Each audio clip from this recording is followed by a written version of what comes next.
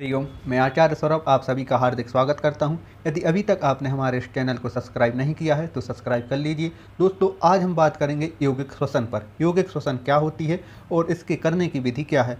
दोस्तों, यौगिक श्वसन हमारे हठ यौगिक ग्रंथों में मुख्य रूप से वर्णन किया गया है, उसको बतलाया गया है। और इस यौगिक श्वसन के अनेकों फायदे हैं। शारीरिक फायदे हैं, मानसिक फायदे हैं। हमारे शारीरिक विकारों का शमन करता है, मानसिक विकारों का शमन करता है। और इस यौगिक श्वसन का अभ्यास एक लयबद्ध तरीके से किया जाता है, श्वास प्रश्वास की क्रिया पर मन को एकाग्र करते हुए। इस यौगिक श्वसन में मुख्य रूप से हमारे 3 अंग शामिल होते हैं, जिसमें हमारी उदरीय पेशियाँ, हमारी वक्षस्थलीय पेशियाँ और हमारे जो गर्दन की पेशियाँ हैं, इनको शामिल करके एक समन्वय तरीके से, लयबद्ध तरीके से इस यौगिक श्वसन का अभ्यास किया जाता है। इस अभ्यास के दौरान हम जब श्वास भरते हैं तो हमें यह अनुभव करना पड़ता है कि हम जो श्वास भर रहे हैं वो हमारे पेट में जा रही है, पेट हमारा फूल रहा है। सामान्यतः जब हम श्वास भरते हैं तो वो तो हमारे चेस्ट में जाती है, ऐसा कोई स्थान पेट में नहीं है कि वो श्वास वहाँ जाके ठहरे।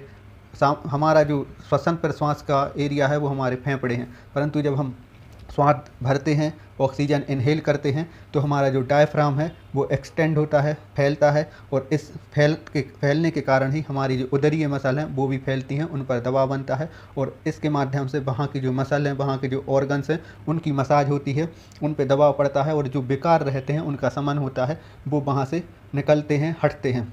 तो इसमें हमारा उदर, चेस्ट, डायफ्राम और जो गर्दन की मांसपेशियां हैं, इनको शामिल किया जाता है और एक लयबद्ध तरीके से इस श्वास प्रश्वास की क्रिया को किया जाता है। जब हम श्वास भरते हैं तो हमारा सर्वप्रथम पेट फूलेगा, फिर हमारा जो डायफ्राम है वो भी एक्सटेंड होगा, फैलेगा, और हमारे गर्दन की जो पेशियां हैं वो भी फैलेंगी। तो किस प्रकार से इसका अभ्यास करना है वो मैं आपको बताता हूँ।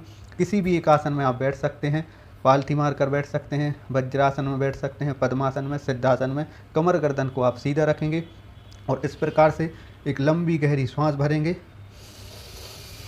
पेट को फुलाएंगे, चेस्ट को फुलाएंगे, फैलाएंगे और गर्दन की मांसपेशियों को